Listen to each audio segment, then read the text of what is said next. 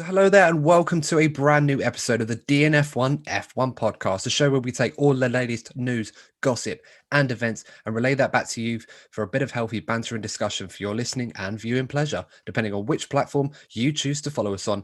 And it was an incredible race, Courtney, an absolute classic that we have just seen. The Imola Grand Prix certainly delivered in abundance where the Bahrain Grand Prix left off. And of course, this time it was Max Verstappen that got the Grand Prix win, but that only tells a very small fraction of the race itself and how we ended up coming to that. And in all honesty, that was probably the smallest headline of all the possible headlines that we could have got from that race. But first of all, of course, Courtney Pine joining me in his Mercedes jersey. Courtney, first of all, how are you? And if you can sum up that race in a word or a few words, what would you go for? First of all, I want to call you out briefly. Right, I promised I was going to do this. So, you're going to confess to it, Adam? I'll do it, right? Basically, I watched the race live. But no, Adam didn't. Instead of watching the race live, he chose to watch a dead rubber game between Arsenal and Fulham, which was a 1-1. Be honest, Adam, I'm going to ask you a question. Do you regret not watching the race live properly? I know you caught up, but you missed out on the live action. Well, I've got Sky, so I could record it, and that's what I did. So if anything, I didn't check what was going on. I didn't check anything in the race. I didn't have social media. I had my internet turned off, so I wasn't going to be updated at all. So it might as well have been live as far as my perspective went. So no, I don't regret doing that in particular because I knew I should be okay. I do regret, however, deciding to watch Arsenal because that was literally an hour and a half of my life I'll never get back, frustrating as it is. European Super League guy. Oh, well, we're not even going to get into that discussion. That's a bit of a joke. I mean, that's a joke in its own right. But anyway, as I said, back to you, Courtney, on this one. How can we sum up that Imola Grand Prix? Frantic is probably the best way to sum it up. Obviously, the weather conditions, whenever it rains, whenever you have changeable conditions on the track, you know you're always in for a classic. But the drivers seem to play their part. And as we go into the episode, I'm sensing that the politics between particular drivers is starting to come into play. And it really is becoming exciting.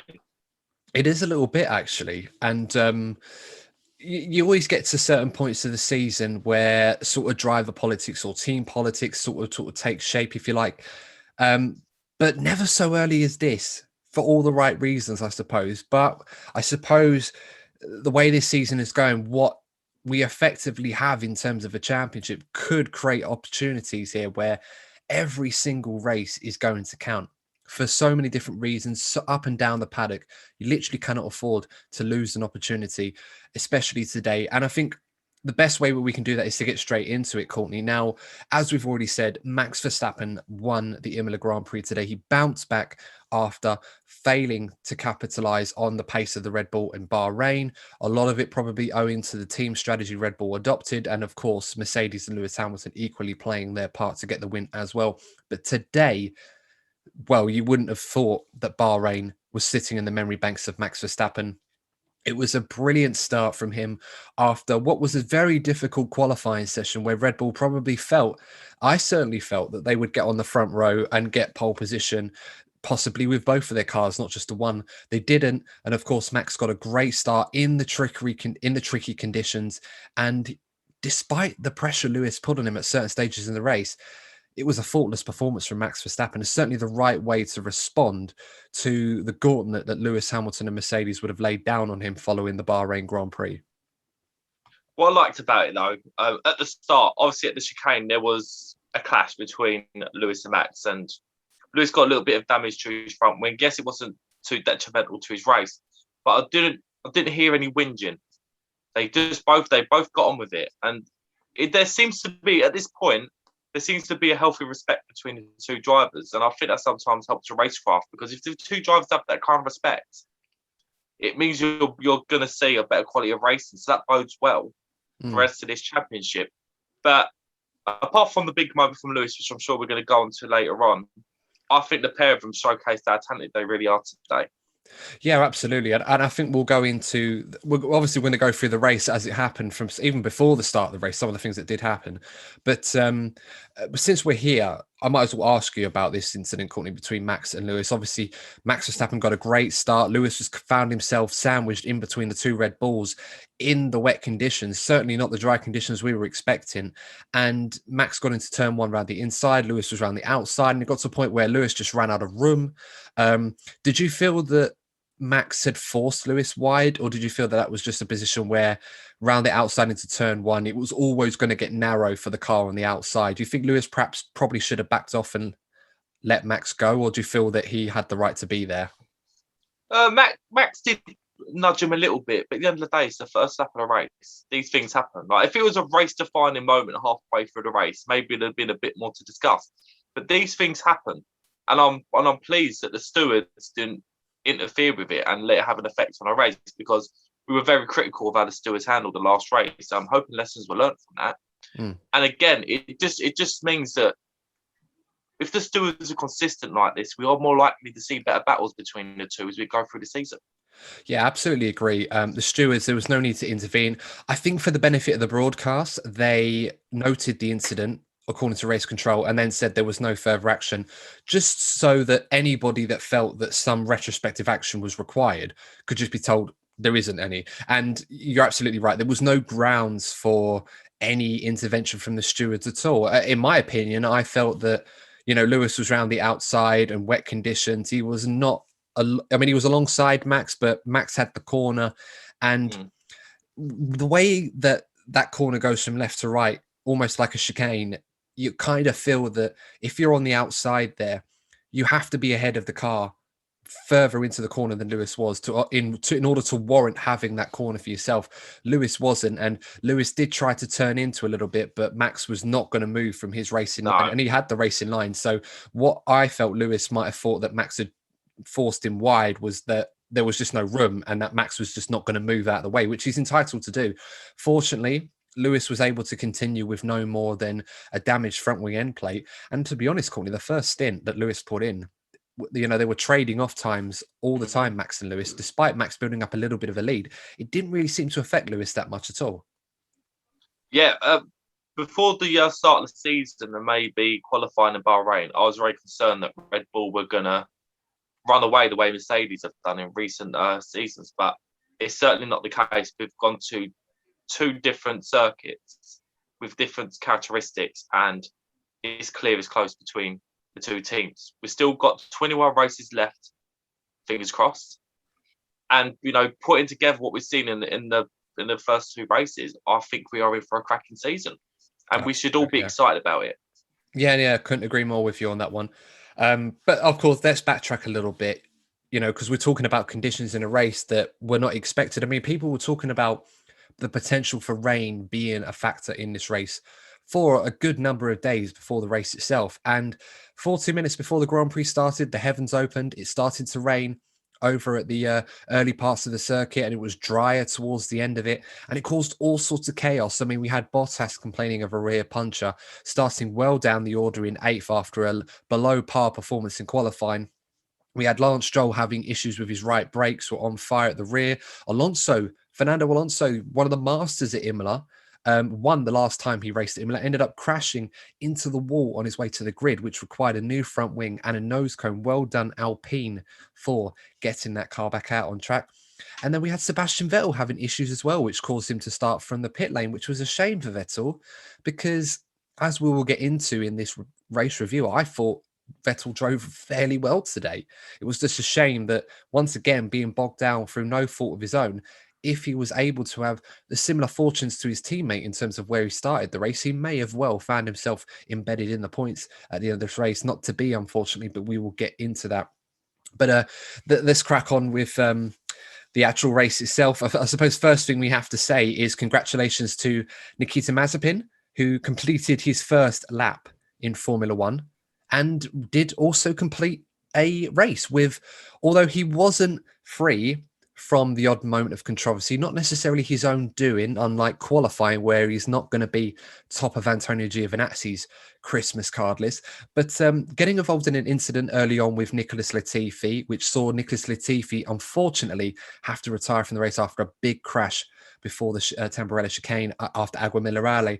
How did you see that incident, Courtney? Did you feel that Latifi should have given Mazepin more room, or do you feel that Latifi was right to think that Mazepin shouldn't have been there? Because I don't know about you, mate. I thought Latifi was a bit naive there and just squeezed Mazepin to the point where Mazepin had nowhere to go. Yeah, I think when someone is disliked as much as Mazepin is, I just think it's very easy to use him as a scapegoat. But to be fair to him, on this occasion, it wasn't his fault. It's one of those things, it's 50-50, could have gone either way. And he got away with it to an extent. But yeah, I just think it'd just be, if we just attack this guy over every little thing that he does, even when it's not his fault, it undermines the message that, the fans are angry about his behaviour off track with what we're trying to set. So I think we just need to be careful to not slate him over every little thing, even if it's not his fault. We really need to be careful about that. No, and we should give him credit where credit is due. I mean, we joke saying he completed a lap. He completed a race today, so obviously Formula One drivers are expected to finish the race, but, it's always important to get your first one in. Had a bit of a spin towards the end, so old Mazepin delivering. That was the third spin I think he had this weekend. Had a couple in practice and one in the race as well, but he was able to finish the race. And I think when you're learning your way in a car that is clearly a long way behind everybody else, that's probably the best that you can hope for. If anything, beat his teammate, which he didn't do. But at this point, I'd say you got to take the positives where you can get them. So well done to him on that one. While we're talking of Haas, Mick Schumacher had a bit of an eventful race, ended up 16th overall, but or I should say 15th overall, I should say, because but just checking. No, it was 16th because he wasn't able to overtake Sebastian Vettel, despite Vettel retiring towards the end. So, yeah, Mick Schumacher had a bit of an event after the first safety car, really, and ended up putting it into the wall just outside the pit exit, which caused the pit lane to be closed at the time, and had to drive a few laps on the wet tyres with a broken front wing and nose, really. That must have been a bit of a scary moment for the son of a 7-time world champion, also a 7-time winner here at Imola. Well, it's a bit of a bizarre one because where the incident itself happened, it happened just at the exit of the pit lane. So the pit lane was closed. So then for 2 or 3 laps, he just had to go around without a nose in wet conditions. So that would have been a bit dicey for him. But, it worked out for him in the end, I suppose. Yeah, absolutely. We should get back to the leading battle. So, of course, Max Verstappen had a great start, got ahead of Lewis Hamilton, who managed to recover to stay in second place. Charles Leclerc, who had a very, very scary moment on the formation lap, going off backwards at Agua Minerale, managed to keep the car running despite putting it into the gravel, and managed to get into P3 at the start, getting ahead of Sergio Perez. The race itself for Charles Leclerc, obviously some good moments. It was very, very unfortunate perhaps not to get on the podium today. How would you feel Charles Leclerc would assess his race today? Because I would be honest with you, Courtney, I don't think Charles did a lot wrong. I think he did very well. And if events had gone his way a bit better, he may have ended up in second place today. I think overall we might be disappointed because in a race this chaotic, there's always an opportunity to get a podium or even a win in different circumstances. But I think for Ferrari fans in general, there must be a sense of slight optimism given that Ferrari are probably right in that midfield mix. Yes, they're arguably the biggest team in Formula One. They want to be going for wins. But this race confirmed that it's certainly made a massive step forward compared to last season. Absolutely. And I think for them, in qualifying and in long run pace, they looked very, very good. Both cars did, not just Leclerc. Sainz did as well. And I think perhaps the only thing that Ferrari will be a little disappointed about is that the advantage that Mercedes have in their engine power that McLaren, of course, were able to utilize. And of course, let's not forget the very clever piece of strategy that McLaren adopted with Lando Norris towards the end of the race, which we will get into, which you could argue was the reason why he ended up in the top 3 today. But as I said, we'll go on with this race. Charles Leclerc making a good move on Perez. Perez himself had a very good Saturday, very bad Sunday, and a lot of issues. At the start, of course, losing that place to Charles Leclerc early on. And he didn't really feel very, very comfortable following behind him. It just seemed that he was not as quick as the likes of Verstappen, Hamilton, and Leclerc at the early parts of the race, which is surprising because you think Perez would be a lot more comfortable in those conditions than most drivers, but just wasn't to be today.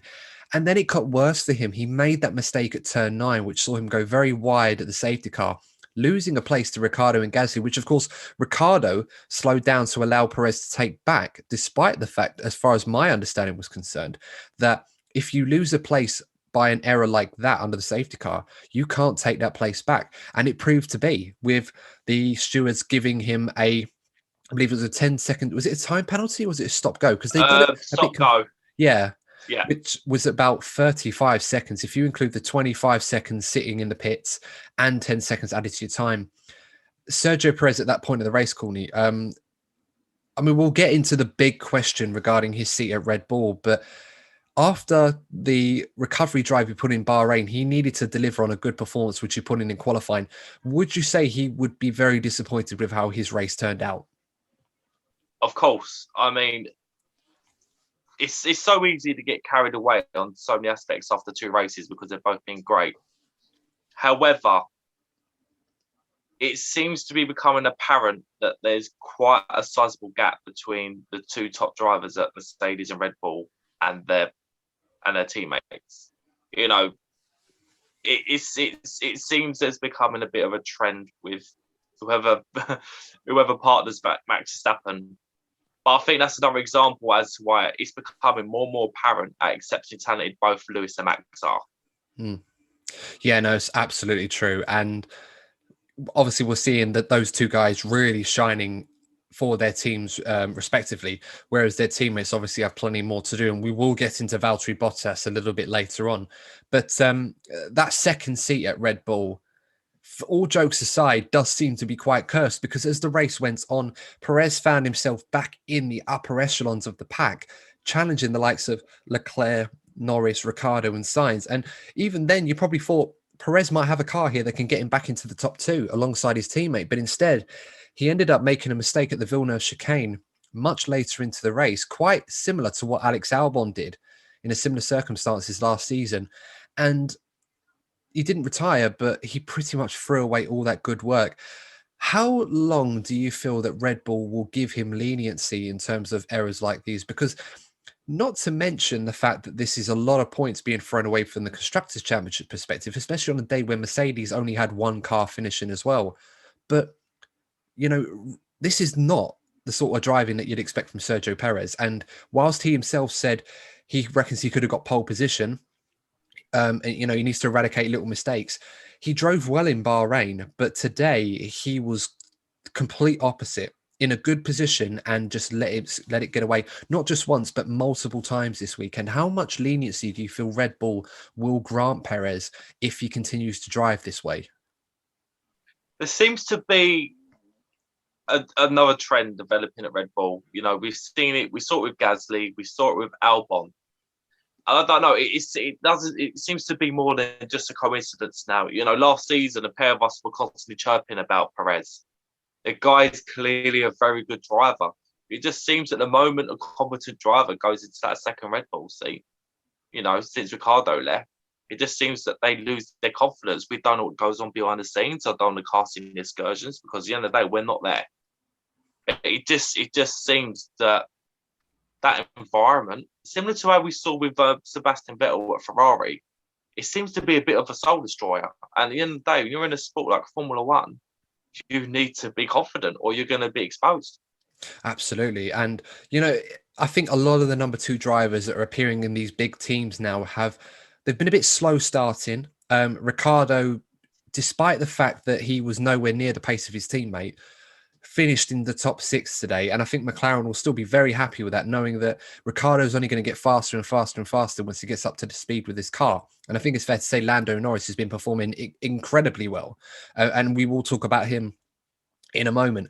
But in Perez's case, like Sainz today, was making a few errors, but Carlos Sainz was able to recover from that. And when he found himself back in the top positions, he was able to consolidate that, which he did today, finishing on the top 5, which Ferrari, despite feeling disappointed about Leclerc not finishing on the podium today, when he probably deserved to, if it weren't for other things that went against him, Sainz was able to deliver. Perez was not. And this is where Red Bull will have to ask questions. And I know a lot of you probably listen to this are thinking, look, Ad, come on, it's 2 races. Are we really going to be doing this with Perez in the way that Albon was having all this unnecessary pressure in Kvyat and Gasly? You know, unlike those younger drivers, Perez is almost a veteran in Formula One. He's been in the sport now for almost a decade. He's driven in plenty of cars now. He's driven in plenty of races. He's a Grand Prix winner, and he had to do that by being able to be composed and manage his race and do everything else. All of the attributes that Red Bull signed him for. Bahrain, despite the misfortune of not getting through to Q3, he managed to recover well from the back of the field to finish in a good, strong position in the top 5. Today, he had the car. He had a good opportunity to even win this race today, and he had more than one go at it. And unfortunately, he not only didn't do that, but he didn't finish in the points today. And you couldn't say that Red Bull had done anything wrong to put him in that position. That was all his own fault. So it makes it even harder for him. He has to start delivering on these performances. And if he gets into that position again, where he's fighting the likes of Lewis and Max, his teammate, and Bottas possibly as well, he needs to make sure that at the very least, he's finishing in the top 4, because that's what Red Bull signed him for. Another problem for Sergio is that with this championship potentially being as close as it is, even with the constructors, we said this earlier on in the season, the second drivers are going to be so vital to who potentially wins the constructors, because it's clearly going to be close between Lewis and Max. So what Perez and Bottas do could potentially define who wins the championship. And with that, everything that Perez does, there's going to be extra focus on it. You know, ironically, Gasly and Albon probably will have had more leeway than Perez is going to get, because they weren't challenging for a championship in those respective seasons. Absolutely. I mean, at the moment, it seems that the leading protagonists at Mercedes and Red Bull, respectively, are the ones that are doing the business for their teams as well as themselves. But they will need the added assistance from that number 2 driver. And it's, if we didn't know already, it's pretty clear who those 2 are going to be in both ends of the spectrum, and who the supporting roles are going to be as well. It's a hard sale. This Red Bull number 2 seat seems to be cursed. I mean, we joke about it, but for whatever reason, it creates so many unique pressures that perhaps only 1 or 2 other teams actually have, that causes very, very good drivers, no matter how experienced you are, to struggle to live up to it. I'm hoping and I'm confident that Perez will be able to find a way to get this right. But after a good recovery in Bahrain, he could have really done well to consolidate that today. And unfortunately, it just passed him by several times, not just one time. So he'll reflect on that. He'll know what to do. Hopefully, by the time we get to Portimao, we'll see a much more improved Sergio Perez, not just Saturday, but on a Sunday, well, which we know he would have done very well at otherwise. Since we're on the topic, let's go back to the other driver, obviously, that has a role in this championship, and that's Valtteri Bottas. Now, Valtteri Bottas did not have the best of qualifying, ended up 8th on the grid.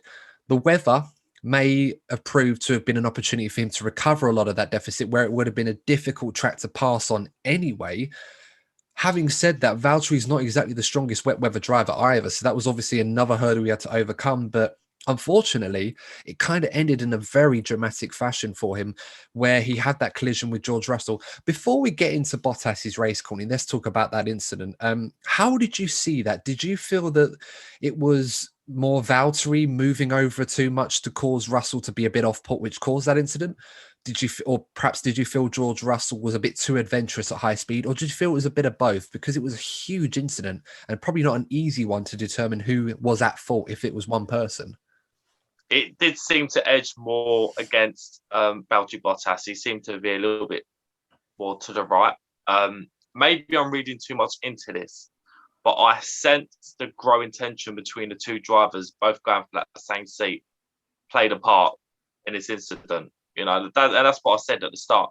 it seems that some of the dynamics between these drivers are starting to play out on track. And the reactions when they jumped out of the car said it all, really. Of course, adrenaline comes into it. Like, Jesus Christ, they just had a crash that could have potentially killed one of them. You know, if fate was against them, it could have killed one of them. Let's be honest, it was a horrible crash. So adrenaline would have played a factor. But the way that they were with each other afterwards is a little bit of it was his fault, playing the blame game, because at the end of the day, they're both going for that seat. And they're obviously the moral high ground comes into play into this. And we won't know the details of exactly what's going on behind the scenes. But even this early on in the season, Mercedes will be thinking about who they're going to take on. And this incident could potentially be one of the factors that define who drives for Mercedes next season. So the stakes are high for them. Absolutely. I think in Bottas's mind, he was probably trying to figure out where he was or what day of the week, because Bottas looked completely out of it. Even later on, when you saw him on his own, sort of on his knees, looking down, he's probably sitting there thinking, like, what the hell happened? You know, I hope Valtteri's okay. Of course, as I said, I was a bit late to the party with this race, so I haven't had much time to sort of see the condition. From what I understand, everything seems to be okay, but obviously very, very winded. George Russell, on the other hand, was livid when he got out of the car. And you could see the way he was walking over, because when you saw the live broadcast, you didn't see the incident. You just saw basically half a Williams and half a Mercedes, and George Russell just walking out of his car, going towards Bottas. And you thought, he's either going to do one or two things here. He's either going to check to see if he's okay or give him a piece of his mind. He probably did a bit of both. You know, being a Mercedes driver himself to some degree, you know, checking in on Valtteri, but then obviously having a few words with him about what was going on. Looking at the replays and judging by George Russell's radio exchange with the Williams team afterwards, he was not very happy with Valtteri Bottas. I mean, for me personally, I kind of felt that, yes, Valtteri probably did move a little bit too much, which might have put George off a little bit or might have moved him to the right a bit more than he did. But the way that the corner narrows going into turn one, I just felt that perhaps George was probably a bit ambitious to go for it there and perhaps should have waited for the opportunity. But when you're in that moment, you have to think really, really quickly. And perhaps, Courtney, as you said, because the other Mercedes driver, the car that George wants to be in next season, was right there for the taking in terms of an overtake, he might have got a bit excited and thought, I'm going to have him here. And it just went horribly wrong. He puts the tyre on the grass, very, very wet grass, and it's just going to send the cars into a spin. Thankfully, from what we understand, both drivers are okay. But definitely some food for thought there for both. Yeah, I must say, though, another thing that'll be disappointing is that the Williams actually seemed quite decent today. It did. So they most likely missed out on points. Yet again, the George Russell were getting the points at Williams. That's another curse. Talk about the Red Bull seat being cursed. It seems that Williams is cursed in terms of getting any points. His time must come like very soon, surely, because it's getting stupid now. Well, I did say in the preview episode that we did earlier in the week that I felt Williams could potentially get in the points and could do pretty well, because this is a circuit that is quite calmer. And if you've got that peaky downforce setup, you can do relatively well. I mean, George Russell was disappointed he didn't get into Q3 yesterday, and he wasn't too far away from it. Latifi had a very good qualifying. It was the best I'd seen Latifi drive in a qualifying session. It's just such a shame he let it all go to waste with that incident with Mazepin, which he only has himself to blame. You know, as much as everyone loves to point the finger at Nikita Mazepin, he was really the innocent party in this incident. So you're right. Williams will definitely be very disappointed that they weren't able to capitalize on a golden opportunity, especially when some of their rivals around them were able to score points today, which we'll get into now. But before we do get into that, let's finish on Valtteri Bottas, because we haven't spoken too much about him today. The crash itself was probably the least of his concerns. I think what was more telling, and we'll get into this when we talk about Lewis's race towards the end, was that he struggled to really make ground on the guys ahead of him. He was stuck behind Stroll for so long in the race, and Gasly as well, until eventually he overtook him. Is there a fear at Mercedes that this decision to keep Bottas may not necessarily hinge on whether or not they promote George Russell? It could be a factor that if Lewis decides not to stay and they promote George Russell, they may still get rid of Valtteri Bottas next season as well. It's a possibility. I'm glad you went back to the first stint where he's struggling to overtake, because by the radio messages and what the commentators were telling us, what was going on in the background at Mercedes, there seemed to be an impatience towards Valtteri. They were saying, look, you've got the car, we've got the pace here for you to be able to overtake these cars. And it simply wasn't happening. And going forward to his reaction to the incident, he was certainly okay physically, but the way he was crouched down after that race, yes, after the incident, yes, of course, he was winded, but his body language was showing the body language of a man who's dejected. I just wonder if there are talks already going on about his future. Because I think you're right. I think whether George Russell goes down or not, I think Mercedes are going to be looking to replace Valtteri, because we said it last season. This was his last real opportunity to make an impact. Yes, again, we're only 2 races in, but he must already be about 25 points behind Lewis. Must be there or thereabouts now. Yeah, pretty much. It's becoming awful. He's getting into an awful position, and in his mind, I think he knows he has to turn this around in the next 2-3 races, or he can find himself losing his Mercedes seat. I mean, I asked this question because they interviewed Toto Wolff after the race about that incident, and of course, it involved 2 of the drivers on the Mercedes school, if you like. I can't think of a better way of putting it. I was going to say payroll, but I'm pretty sure George gets paid by Williams, not Mercedes at the moment. That being said, 2 of their drivers, Toto Wolff was asked a question about Bottas and Russell. And about Russell, he said, at Mercedes, you've got to put in good performances where you can either be at the team or you end up at someone like the Renault Clio Cup. And the performance from George today was something worthy of the latter, which, all joke and jest aside, you could argue that George didn't have the best of days today, given that he was driving in a good position and he played his part in that incident with Bottas. I don't think you can lay 100% of the blame on just one driver, whichever one you go for. But having said that, it's going to be a lot more opportunities for George to show Mercedes what they could potentially have in a car that really is not going to be fighting in the midfield. It's going to be competing at the front, which we've already seen George on one occasion show how good he really is. But in Bottas's case, he's already in that car. He has the expectation. And this is not a new thing. It's not like Mercedes have done what Red Bull have done and promoted a good driver into their car and are already starting to see some issues. Bottas has been in that car now for 5 seasons. And for only a handful of occasions has Valtteri Bottas looked like he is more than capable of doing a job in that car that only one other driver can do, his teammate, and no one else a better one. And we're not seeing that enough from Valtteri, and that is a concern. So this is why I kind of raised the point that if George Russell ends up at Mercedes, it may not necessarily be to replace Bottas. Bottas may not be able to keep that seat regardless, and Mercedes may look elsewhere. I know people have been throwing Max Verstappen's name in there. I just feel logistically that's not going to be possible, not to have him and George Russell in that team next season. So there's definitely a concern from Valtteri Bottas, but I just don't think it's always going to come in the form of George Russell at the moment. It may be beyond that. I think personally, with the new regulations coming in, we've spoken about Lewis' retirement thing so many times. So I want to keep this brief. With the new regulations coming in, and if there's a really close battle between Lewis and Max, we might just see Lewis do one more season. And I feel there's almost a sense of inevitability of a Lewis Hamilton and George Russell partnership. And that'd be another challenge. I was talking to Vulcan Motorsport last night. He DM'd the DNF1 account, and we were talking about Lewis. And I think Lewis reminds me a little bit of Goku from Dragon Ball, where he relishes a new challenger. We saw it with Vettel in 2017. We're seeing it this season with Max.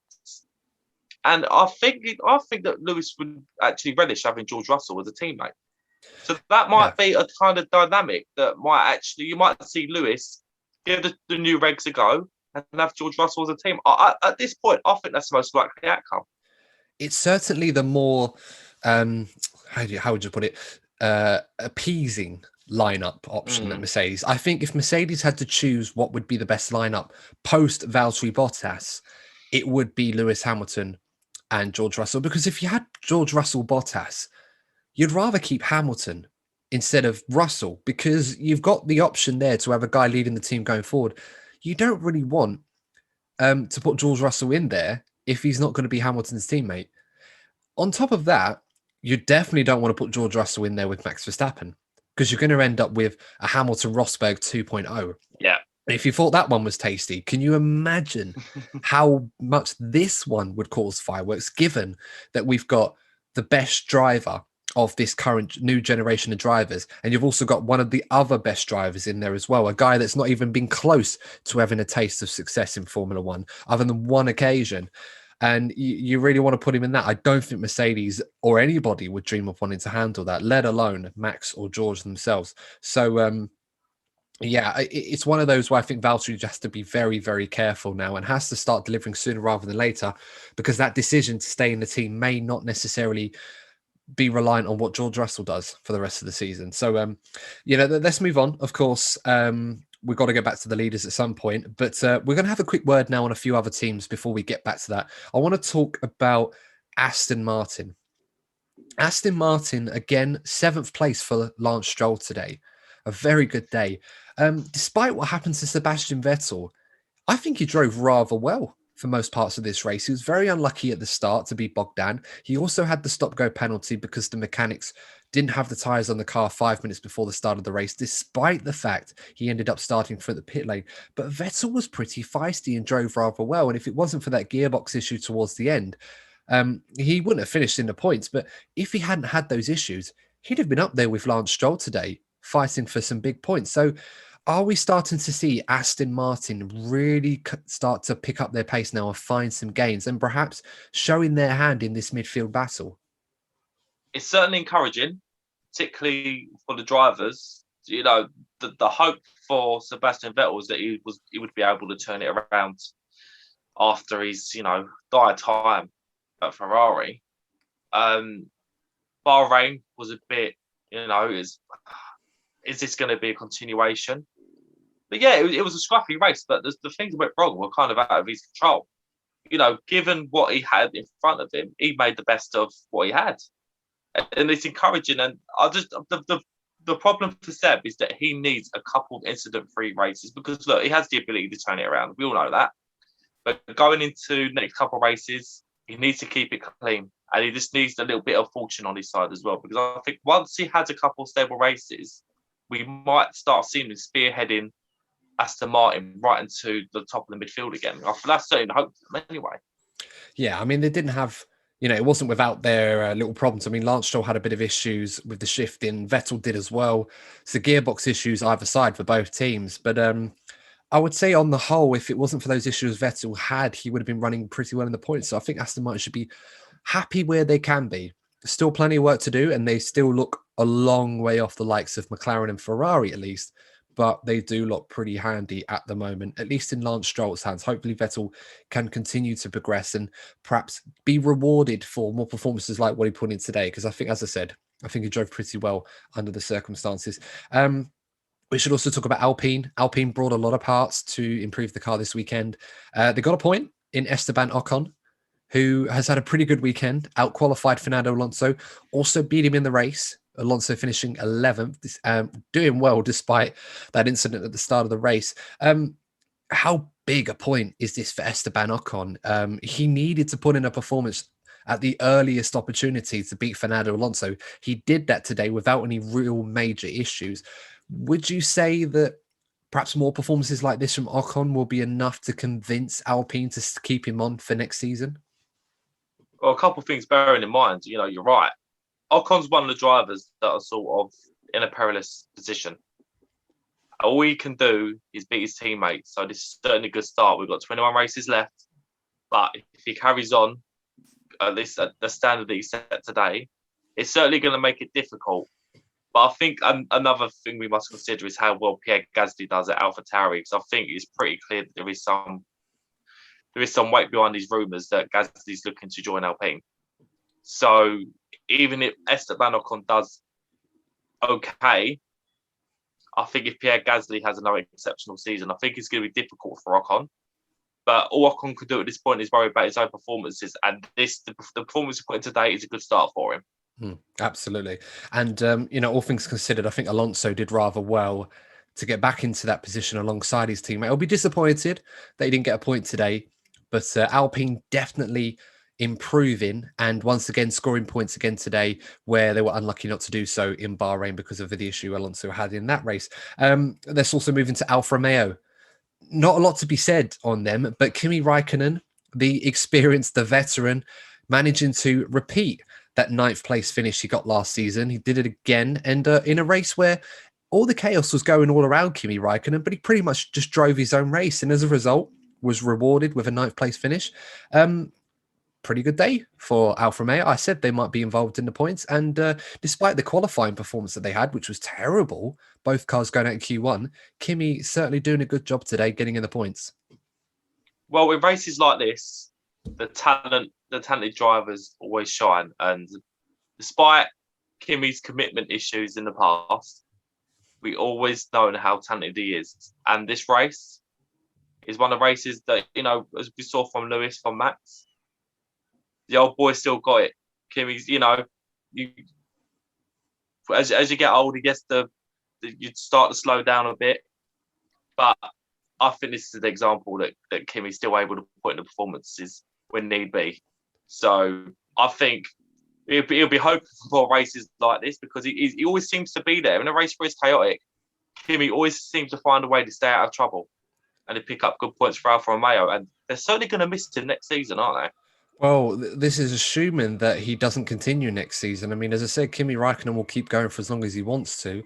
And given Alfa Romeo's lack of options, it would be said to some degree, it's pretty difficult for them to want to sort of relinquish a driver that can deliver for them.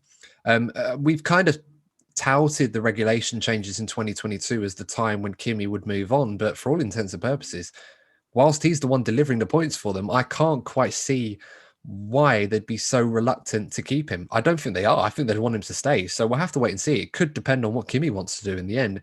Giovinazzi, unfortunate, but not really able to repeat the same heroics as Kimi. So he was down in 14th place today. So you couldn't really help him with that, unfortunately. I suppose we should talk about AlphaTauri now. It's how can I put this? It's rather disappointing for AlphaTauri because it's clearly evident that they've got a quick car.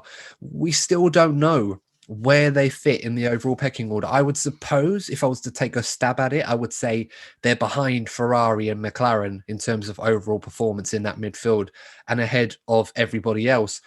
But for whatever reason, whether it's mistakes from the drivers, and there have been plenty of them so far, or issues with the team on strategy, again, a factor today, they are not able to take advantage of this. I mean, in qualifying, Yuki Tsunoda in the Tamburello chicane got a bit too hot happy there, damaged the rear end of his car, ended up going into the wall backwards.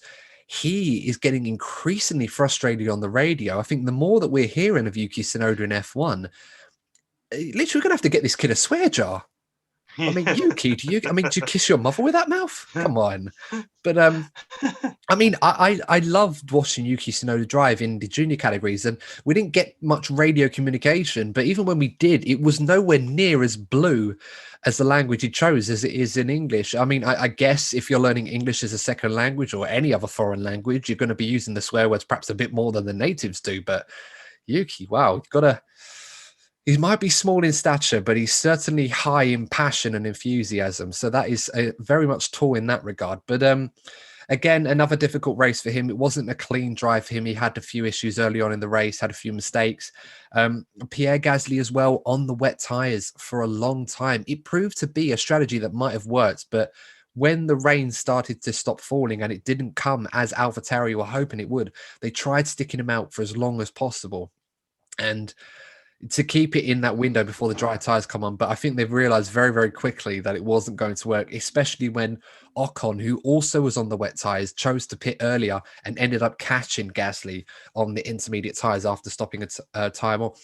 I guess my question about AlphaTauri, Courtney, is despite their pace that they are showing at the moment and their drivers showing a lot of quality where at certain moments, is there a fear that they're throwing away too many opportunities to score points and potentially lose out to their rivals, not just Ferrari and McLaren, but maybe Aston Martin and Alpine as well, who you probably will say that's where the battle's probably going to be between for AlphaTauri, I should say, this season.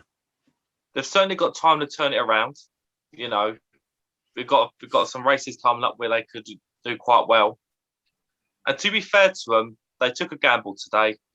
Why not? They could have taken an opportunity to get up on the podium in a wet race, because these sort of conditions, it's teams like AlphaTauri that will look to take a gamble, because they won't get many opportunities to go for a podium.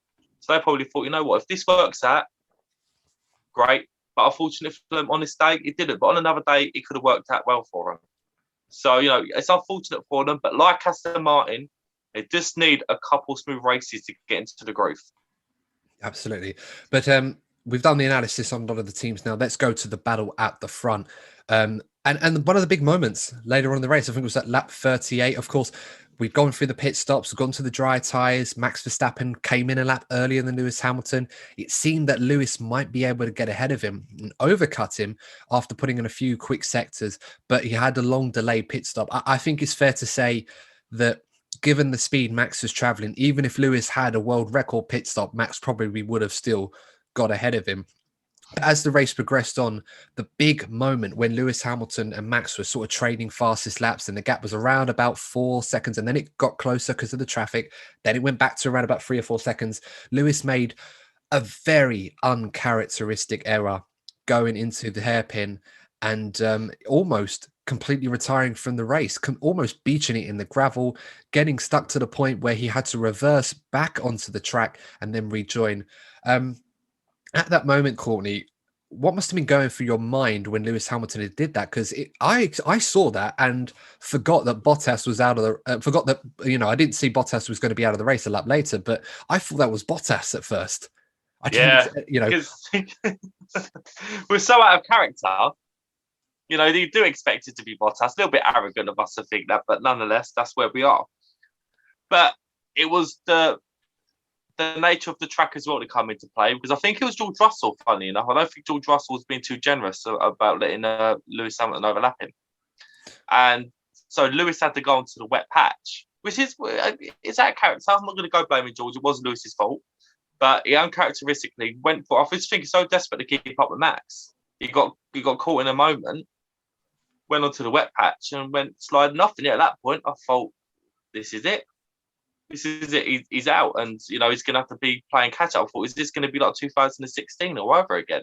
At the very start, because it can set a precedent. If you have a big gap to your rival, it can set a precedent. So, given how it ended, I'll personally, I'm very happy about it ending, because I thought Lewis was going to end up being like 15 points behind Max, and it didn't turn out to be that way.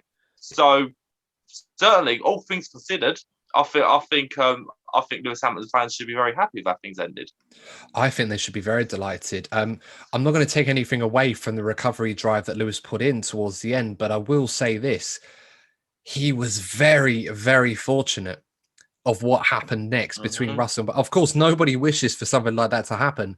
But it is very, very fortunate that coincidentally an incident like that would happen to bring out a safety car and then eventually a red flag. When you're in a position where you were going backwards, you had a damaged car, he would have had to put new tyres on. He would have lost even more time. Lewis could have ended up being lapped by Max Verstappen if it wasn't for that incident. But that gave him the opportunity to put on fresh set of tyres, a new front wing and everything else that needed to be done. Then, of course, the red flag did come out to stop the race. Lewis sat down in 9th place. And despite struggling originally to get past Lance Stroll, once he had done, it was almost like a cheetah or a leopard being free to go after that gazelle. The way that he hunted down Ricciardo, Sainz, Leclerc, and then eventually Norris to finish second to Max Verstappen. Gotta say, credit where credit's due. As good as the Mercedes is and as powerful as that engine is, Lewis once again showing that he never gives up. He was able to put in that performance when he needed to. And I think if someone had offered him second place after that incident, he'd have been very, very happy. Almost saved his bacon, pardon the pun. I don't think Lewis would appreciate me using that term, but a very good performance in the end from Lewis to recover. What did you make of that recovery, Courtney? Did you feel it was never in doubt with Lewis Hamilton? Or did you feel that on a track like this, in these conditions, that he may struggle to even get on the podium? It was another showcase of how talented this guy is. It's very easy to say, it's down to the car. Of course, it plays a part. But as we saw, Valtteri was struggling to overtake, and Mm. Lewis was making them. He was patient, particularly with Lando Norris. Lando put up quite a good fight.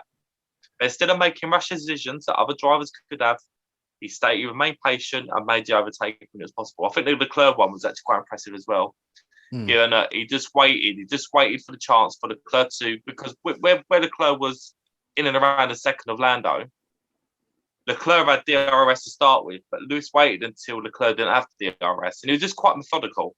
And that comes with experience. That comes with being, one in a million driver that he is. Just that kind of patience that other drivers, and even Max in this thing, can sometimes lack that racecraft, which I think could make a difference in his championship. That conversation can wait for another time.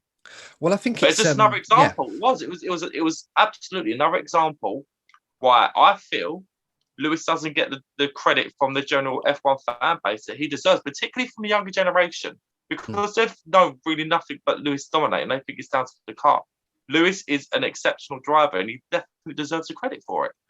Yeah, no, you're absolutely right. And, I was just going to say that it's kind of an example of how something that I really like about Lewis Hamilton. I think my favorite version of Lewis Hamilton is a driver that has to hunt down his prey, if you like, and really go after a result rather than leading from the front, because we know Lewis can do that.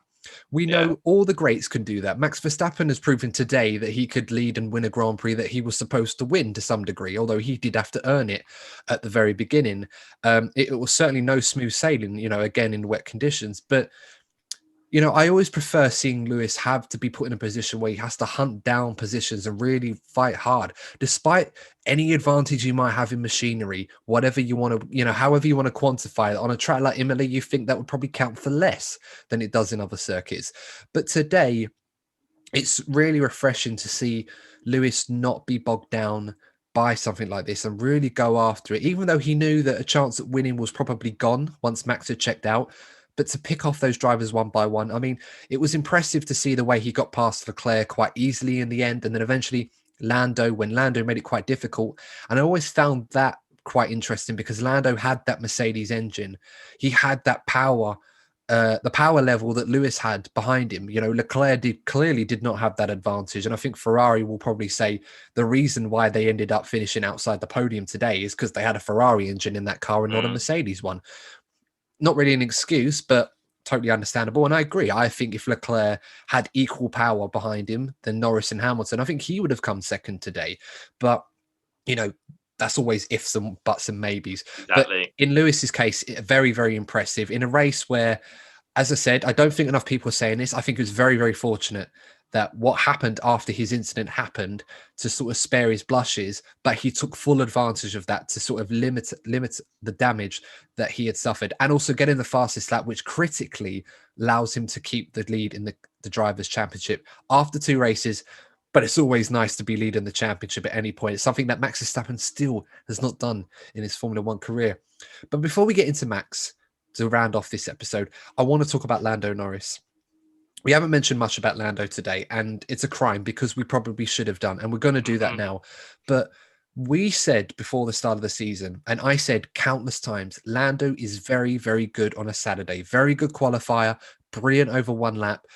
You love the character, you love the personality, he's such a fun guy, very young, almost bordering on the naive, the innocence of it all. Today, he did the same in Bahrain. In racecraft, he is really showcasing that next level that we were hoping he was going to reach. And you know what? I'll be guilty of this and I'll hold my hands up. And I apologize to Lando on this one, but I didn't feel he was going to be able to do it so well as he is. And I'm really, really happy and proud to see that Lando Norris is really starting to show that he is one of the top guys in the sport now. And it's so exciting. Today, unlike Bahrain, he had a good car underneath him. He got ahead of Leclerc and it was quite an easy race for him. But today, he didn't have what I would say the overall package, perhaps, to get the most or to get the position that he did. He would have been up there, but I think he may have had a hard time clearing Leclerc today, given how well he drove in the Ferrari. But once that race was restarted, McLaren very clever with the strategy to put him on the softs, which would have hurt later on in the race. But to get ahead of Leclerc at the earliest opportunity and then keep him behind and then keep Lewis behind until the very end, I've got to say, Lando Norris is really starting to show everybody that he is without doubt not going to be, he's without doubt one of the top guys in the sport at the moment. And I think Daniel Ricciardo, who will need time to adjust in that McLaren, is not going to have an easy time taking leadership at that team, as some people, myself included, probably thought he was going to. Well, that very conversation we had at the beginning of the season, we've always said this is going to be a vital season for Lando. He's been in sport for a couple of seasons now, and there's no doubt in the talent he had. So it's really great. I'm not gonna lie, I always want to see the British drivers do well. I'm always going to have a soft spot for the Brits, and that will never change. And it's really encouraging as a Brit to see that the future of British motorsport is going to be pretty healthy even after Lewis goes. I'm very excited to see what Lando and George can do. But we're going to keep this about Lando because we've given George enough praise. We are starting to see how talented Lando really is. And he's been a big part of this recovery for McLaren. A lot of people sort of pull it mainly down to Carlos Sainz.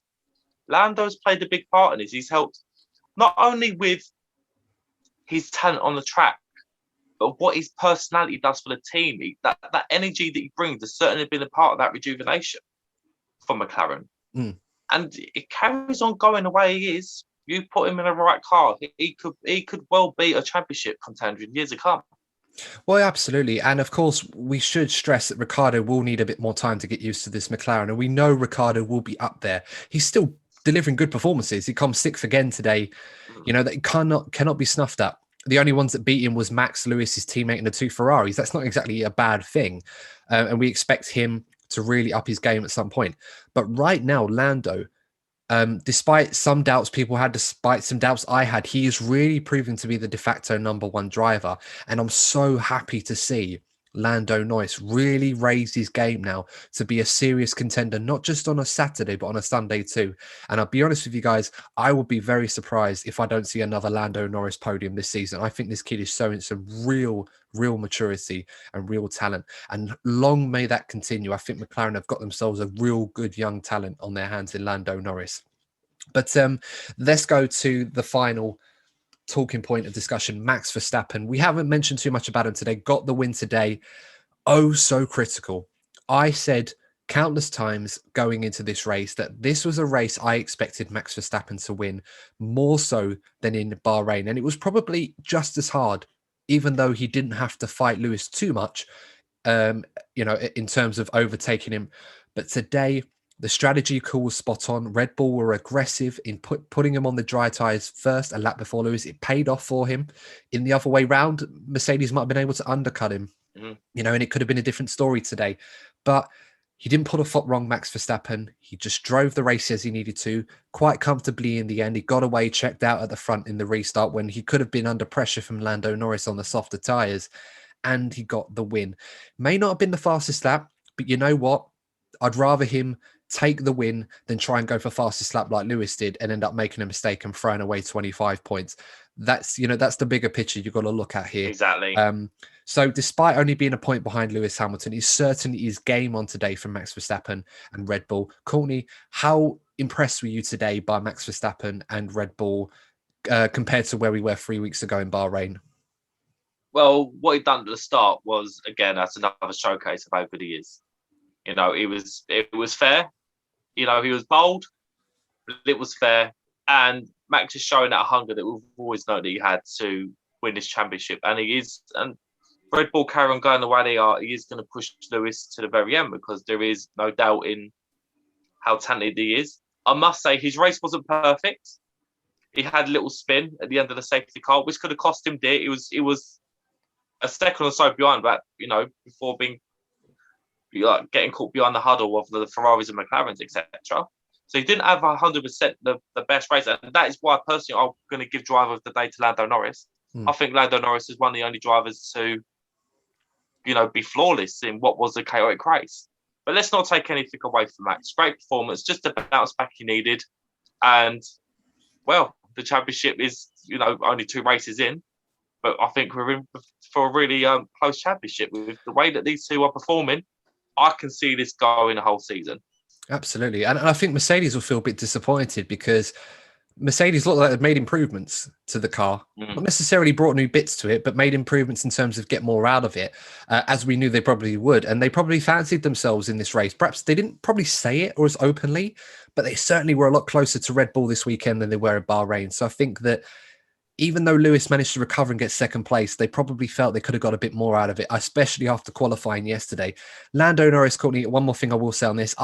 I don't think this is underselling it with Lando getting driver of the day. I think he absolutely deserved it. Max, a very close second, I think, in that regard. But the way Lando drove today was superb.